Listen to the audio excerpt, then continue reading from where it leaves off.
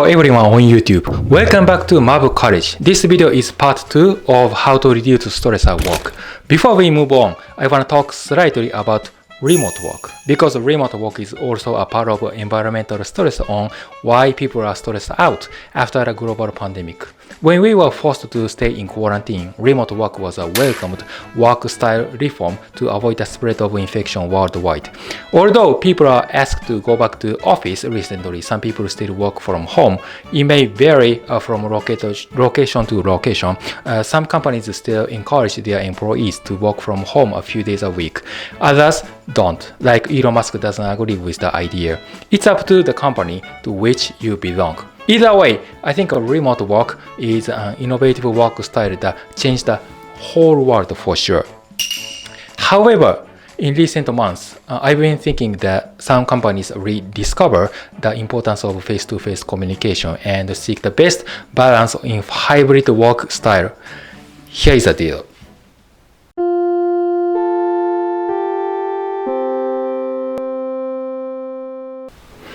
As teleworking presents many opportunities for us, I believe combining face-to-face work and teleworking is the best way to make the most of the benefits of remote working, which means saving all of the unpaid time spent going to the workplace, which can be quite a lot.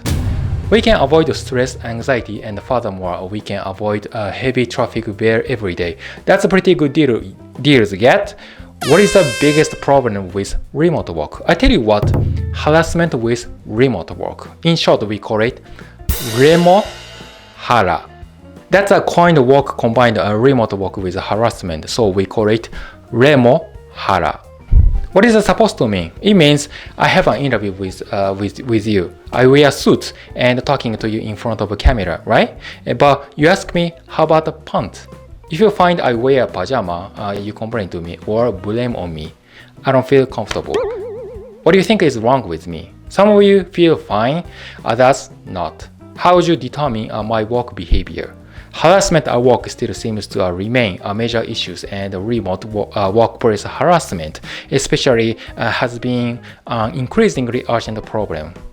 An official survey has found that 38% employees still experience harassment remote through email, video conferencing, chat apps, or by phone. And 24% believe it continues to get worse through remote work channels.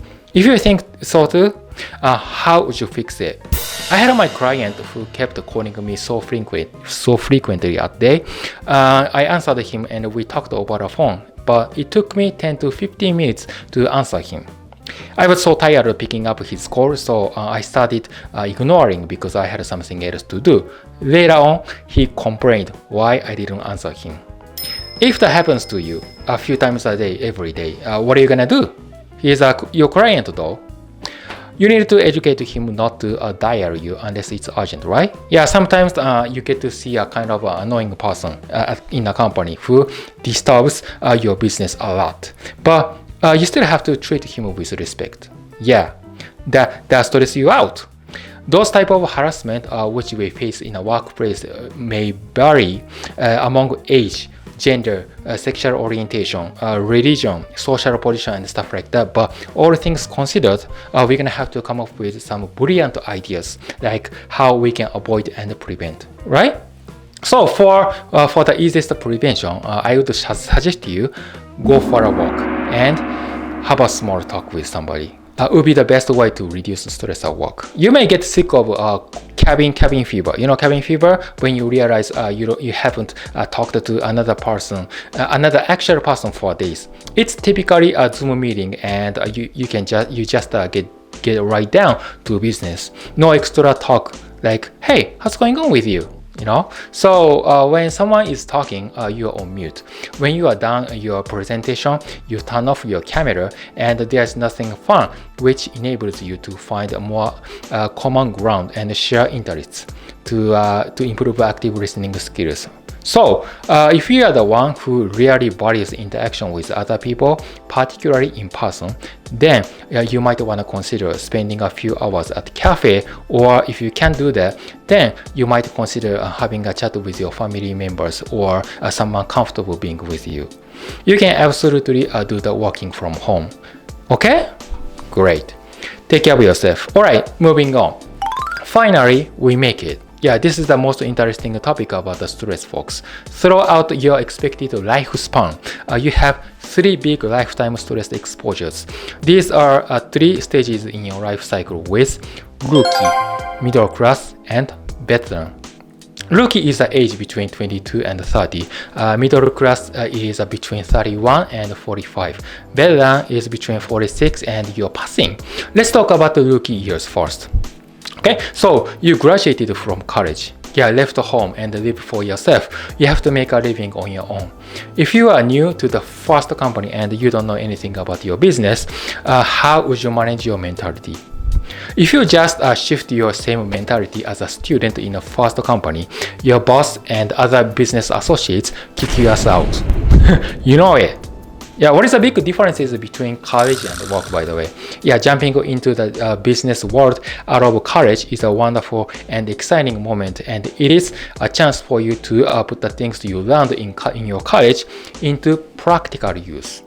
Make some money and see what you are made of. However, work life is wholly different. It's not just about what you are doing, what you'll be doing next for. Okay, so you are choosing a path for your job career. Further education feels like a logical next step, and in general, it does give you access to higher paying jobs. But easier said than done, folks. Even with a good-looking college degree, some people ruin their work life. You know why? Because they may be lazy. Yeah, lazy to join the meeting, be absent without the notifications, and do something bad in uncool business manner. Like a vanishers who goes invisible without explanation. The person calls in sick on a day when the big project is due, or shows up late for work on a day of very important morning meeting. People hate the crap. If I work with those rookies at the age of younger generation, I kick them out. But when I was a rookie, I did a stupid thing quite a lot like that, and my ex-boss rushed me out. I admit that honestly. Yeah, I regretted what I did in my 20s.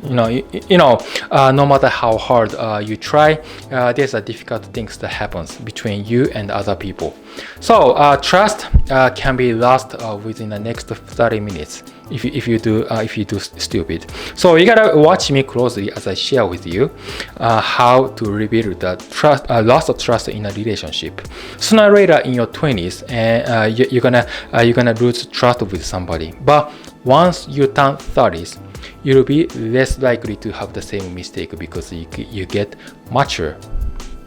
What I think going on is that nobody is gonna help you once you lost trust in the workplace. Especially if you are a rookie, they might consider you are nothing but a nuisance. If you are 30s, you can cover pretty much everything you mistake because you have knowledge and the job experiences enough how to overcome your problems. But if you are still immature in 20s, I advise you to keep working without thinking. In other words, you gotta work so hard. I'm trying to give you my advice in my plain language, okay? Until you turn 30, you extend your job career as a student. If you just go after easy money at an early age, you're gonna have to pay twice as much as you do. I've seen some young folks making easy money from cryptocurrency, and eventually they lose both money and time. That's not a good outcome you want. You just get straightforward and work diligent. It gives you a real exposure to an industry, and it can help you discover whether or not it's something you are truly passionate about. You can pick up some practical skills in the next 10 years. Well, work experience can take you too much time. Depending on the industry, you may need formal education or other training to advance beyond a certain point. Look, Whichever you path you go, every path has obstacles. A fear of failure, a lack of direction, the expectation of your family, financial stress, you can't just avoid entirely. But if you are well equipped in your 20s, you won't stumble over a stone. You know what I'm saying? Getting to know yourself is a good start. How about the middle class between 31 and 45? When you become a middle-aged man, you have to be super hard worker. Yeah. This is sarcastic because I said you needed to keep working so hard in your 20s. If you stay single in 30s, for sure you can make your life easier. As you get aged, your job experience and knowledge will mount up in the long run. That's why I get more tougher, stronger, and more confident of yourself. But once you get mature in your 30s, you're most likely to have a qualifying life event. What is it? A qualifying life event is a big life-changing situations, sometimes planned, sometimes unexpected, such as getting married, divorced, having a baby, moving to a new area, experiencing a shift in employment status, and some stuff like that.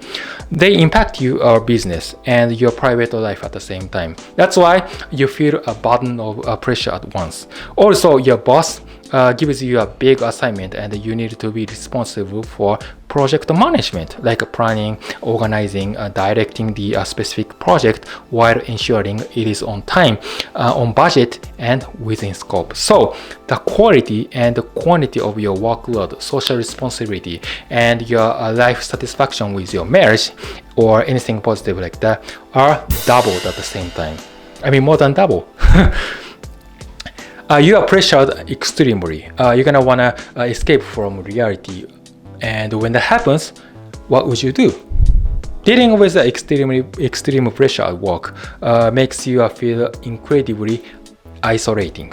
I can sense when I talk with my manager, quitting a job and finding a new career are not always an option, especially if you rely on your current job to make ends meet, right? Then, how are you supposed to make it through your day when a constant pressure and workload leave you drained and burnt out? Fortunately, you don't have to deal with this alone. You can just slow down your business. I've seen a bunch of business owners I know well. They are hard workers trying to do business at a high pace and do everything for profit, but they just work overworked and they were hospitalized from karoshi. But that's not a productive result, not good business strategy at all. You can just divide huge tasks into small chunks and delegate those tasks to other persons. But anyhow, responsible people do not like delegation because they are too responsible for everything. Yeah, they tend to lead a team with a strong leadership and become more overly responsible. For example, let me suppose that I'm your manager in charge of IT department, okay? I hire you and you join my team, but I don't assign you the bigger tasks in the first place because I don't truly trust you. I monitor you and see how your job performance will be. And if you are all good, of course I'm happy with you. But afterwards, I have a risk. You might wanna give me notice and saying, "Boss, I got a better offer." Then I feel not good. You are job hunting. I'm gonna have to find a new replacement and educate the next engineer from the very beginning. I don't want to do that again. See? So that's why I don't trust anybody in a team. I don't feel people are honest with me. Likewise, virtually every manager will run into at least one situation where they feel unhappiness. Under the stressful situation, my advice is slow down. Take your time with your eyes closed and let it go. Clear, sir? Alright. So now, let's move on to the last one. We'll be covering veteran period from 46 on. When you turn 46 or older, what is the most important concern in your life? Probably you'll answer health issue. You're concerned about your health care. If you smoked, drank too much, and your eating behavior is too bad in your old age, your 40s is a piece of crap, right? It's hopeless.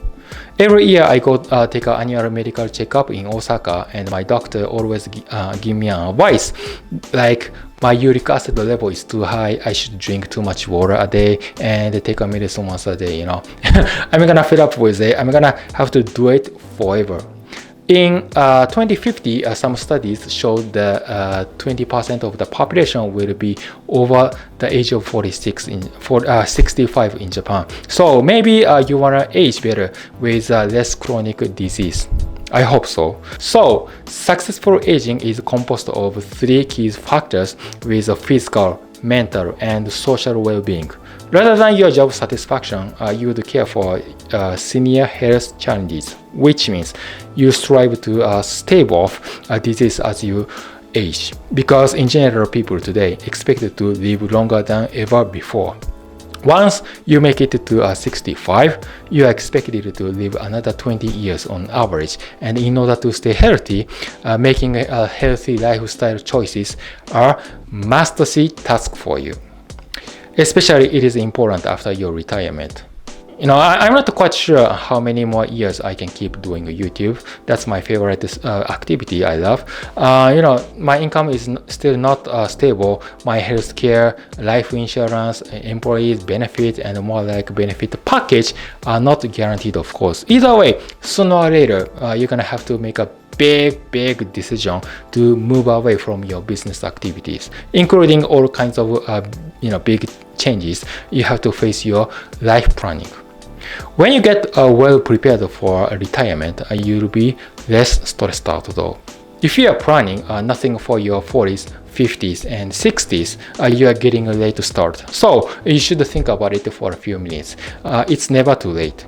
Yeah, many people approaching retirement find themselves in this situation when they get older, wondering where the time went, and then they realize there's nothing saved or planned for retirement. Of course, starting early is better than starting late.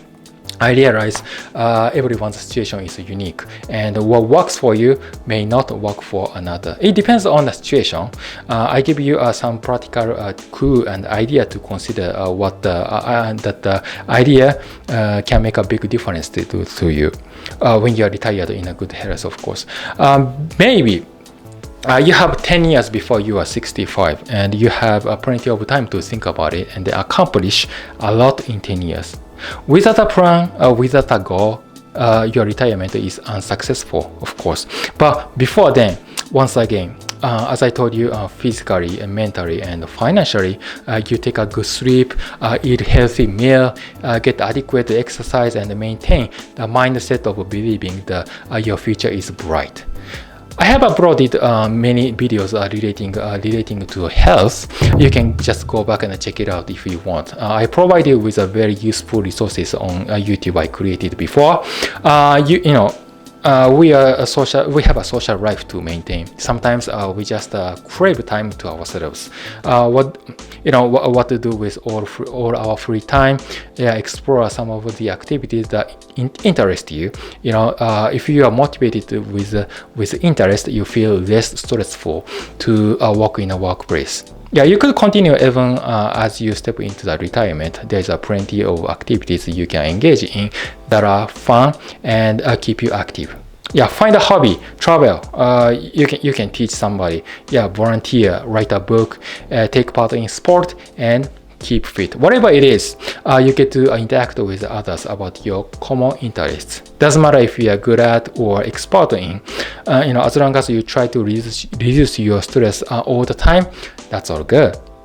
I hope you have a great day with stress-free. Okay? So today I have shared so much information with you. Amazing, right? You could try if you want, but learning new things is a wonderful way to keep your brain healthy and functioning. Like spending time with your younger generation would be amazing too. So you can tell me all kinds of amazing life stories in a comment section below, if possible. So it's a really win-win between you and me. Okay, so you can just keep me young and you help me to grow up. With that said, thank you guys so much for watching. If you found value in this video, give it a thumbs up and share it with your friend too. So for more contents, I give you an update soon. So with that said, you have a great weekend, and I see you next time. Okay? I see you around. Bye.